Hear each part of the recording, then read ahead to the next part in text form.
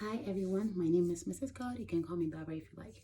So today I'd like to talk about something really critical, and I've been thinking about this for some time now. So it's about dating internationally, okay? So I'm going to talk from the perspective of an F1 student. An F1 student is a student that is coming to study in a foreign country, okay? For example, US.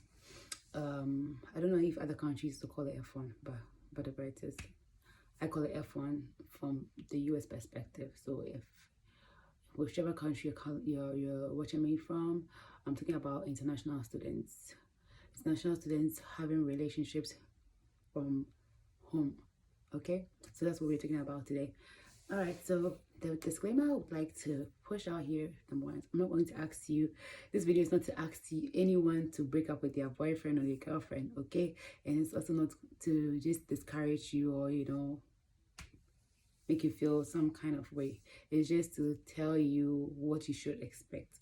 And these things are not it's not a surety, okay? It's just some of these things that usually happen or I've seen them happen. I'd just like to talk about it.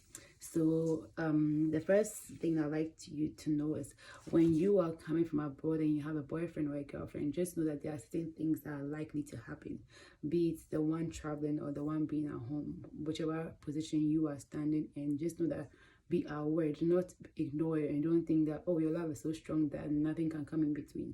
Your love can be tested through distance, okay? The very first issue that can pull up here is that communication becomes some kind of, from the beginning it can be smooth because of the excitement of being in a different country. You just want to find out from your partner, be from both sides. You just want to find out from your partner, how are you doing? The one who is back at home wants to find out how you're settling in and all that. The one who is here in the country is mostly eager to talk to their partner back at home because they haven't met anyone yet in the country in which they have relocated to, and so they're eager to talk to their partner, tell them their experiences, what is going on here, complain to them, oh, I miss you, or the lovey-doveys and all of that, okay? So all of these things are going to happen in the initial stage, but getting to maybe somewhere in the middle, let me say after almost, let's say 4 months, 5 months going, where the one who has traveled has finally settled in, is getting to know the system, is quite comfortable, and starts his or her schoolwork, you realize that sometimes communication dies off because, number one, you start studying, you're working and schooling at the same time, and so by the time you are done, your day is over, you come home, you want to talk to your boyfriend or girlfriend, he or she would be in that position where he or she wants to sleep at that point. So we're talking about if you're in a country where the distance between you guys is 4 to 5, 6 hours or more. You understand all of these time changes, the time difference, and all of that. So you're at the point where you are, whining. The one back at home is at the point where he or she is winding down and wants to sleep, or take a nap, or whatever it is. And you are at the point where you have come back from class or after work, and you just want to talk, or maybe your partner back at home wants to talk to you. Either ways, both ways, one person will be tired, or both of you might be tired, and you just want your space. Okay, you just want your space, and you just want to reset your clock. And so you having someone want to talk to you and talk to you for 2-3 hours can be draining sometimes, okay?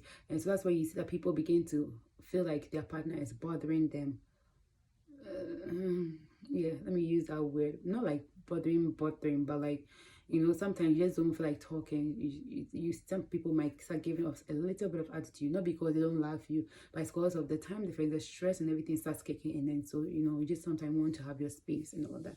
So communication begins to come, funny. And another thing that I like to talk about with regards to communication is that there could be a lot of miscommunication or misinterpretations, okay? So sometimes maybe one of you is angry, but he or she might not be too angry. The other one on the other side feels like, oh, you're so angry. Then it becomes a whole thing altogether. So the issue at hand is not actually resolved, but your response or your reaction to whatever happened is now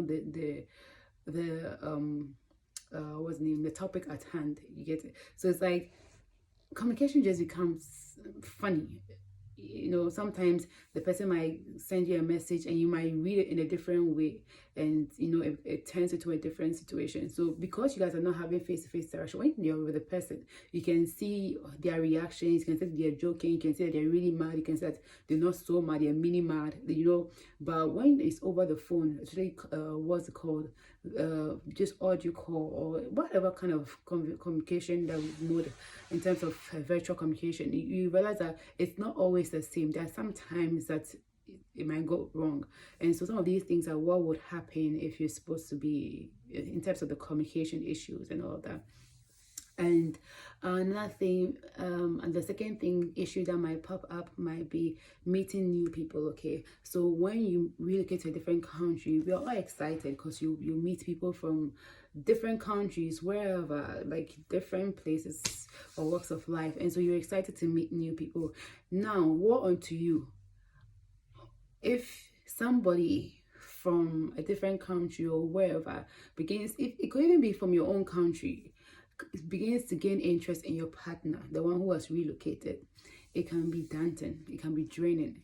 You might not know about it, but something like that might be happening, and you can realize it when your partner begins to change, because at that point she begins to share time with both of you. So she's spending more time with the one in the country that she has relocated to, and she has spent time with you. So you realize that the time that she wants to spend with you is kind of diminishing, and you begin to annoy her. You begin to the little things that happen, the least thing that happen, there's a fight here and there.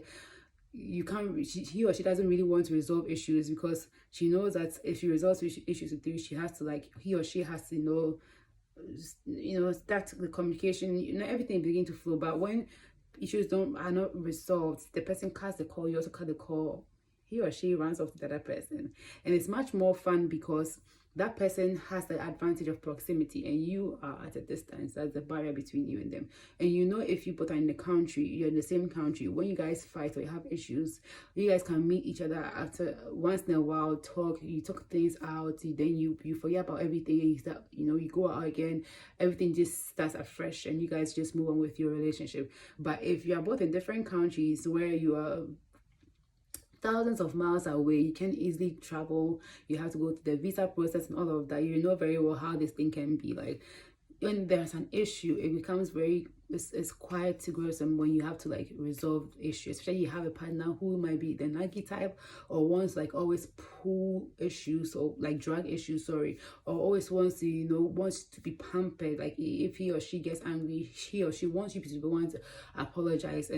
And so when you're calling the person, you're trying to resolve issue, the person's not picking up the call, the person sends you a message, leave me alone. If you have such a partner, trust me, you're going to be more drained.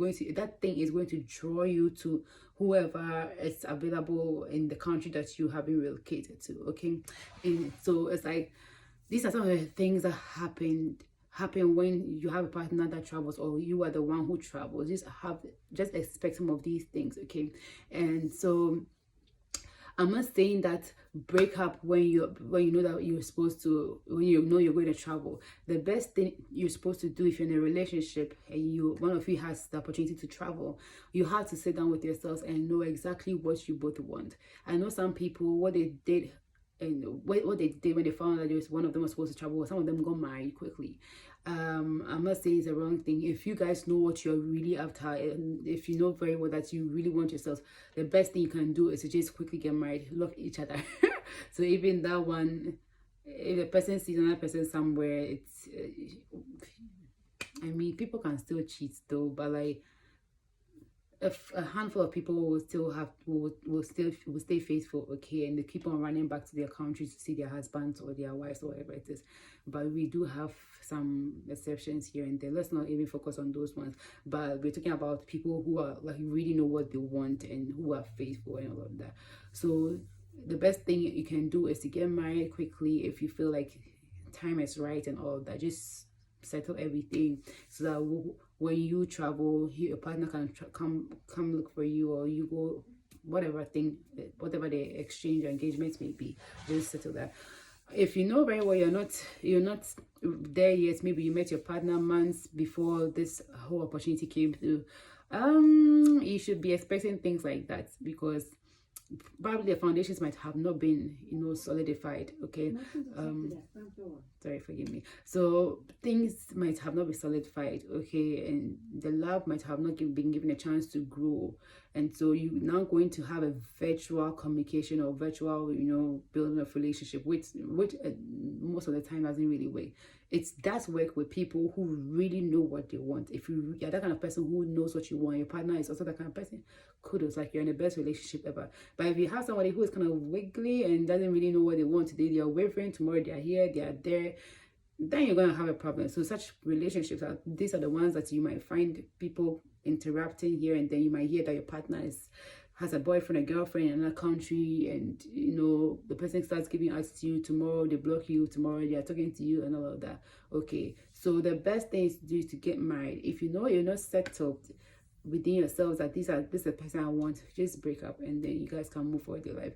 If you know that you still want to give it a try, then both of you should actually sit down and say to yourselves, this is what we are going to do, this is the plan. Am I going to be traveling every year? You are going to travel and come see me, or you are the one going to back to your country to see the person? What is the plan? Am I staying here after school? Are you coming to join me here? Are we getting married right after I'm done with school? Like, talk about these things. Other than that, you're just signing up for failure. You're just signing up for a lot of mess in a relationship and everything. And it's very sad when people have been dating and been together for like a very long time, and then they have to separate another. It's kind of draining. So I put myself in the shoes of the person that is in that country. Like, sometimes it can be it's just a mess. It makes it look like, oh, you just traveled, and so you change your character, you met people, and so you're just thinking that I'm the lower person here and all of that, and the truth here is that most of the time Africans, I'm not talking about not everybody, but most of the time Africans, I'm not saying only Africans, I can talk for only Africans because I'm African, but most of the time with the Africans, when they travel, they see the people in the new country, in the country they relocated, as better off than people that are back home, which is quite a bizarre perception. Okay, I'm always somebody who thinks that don't look at race or whatever they have, look at the quality of people that the person you're looking for in your life. Look at how much substance they have.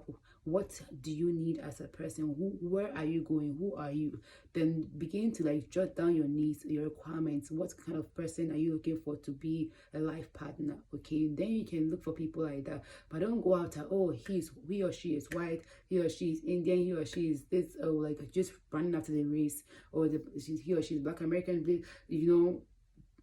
Those things will not help you. We are all human beings. All we need are people that are of good quality, somebody that can make a big addition to your life, somebody that can improve upon your yourself, that will help you to improve upon your value, to things that are substantial. Okay, let's stop considering all those minute things that don't really add value to us. Okay, so if you have a partner back at home, please try and focus on them. If you look at them and they are very good people, because most of the time you see people breaking up, people that are like very good, and because they come to a different country and they meet different people, they just are ready to trade that relationship for somebody who is just here because the person of a different race and all that. But if you look at them, the qualities that they hold, or whatever they are, it's the substance is not too much of weight when you compare it to the person back at home or whoever you had previously. So let's make sure that we are sorting out things when you have somebody moving to a different country, relocating, so that you don't sign up yourself for breakups and heartaches and wasting your time here and there and all that. Okay, so I hope this video really helped you guys. I hope it blessed you, and please share and subscribe. Thank you very much.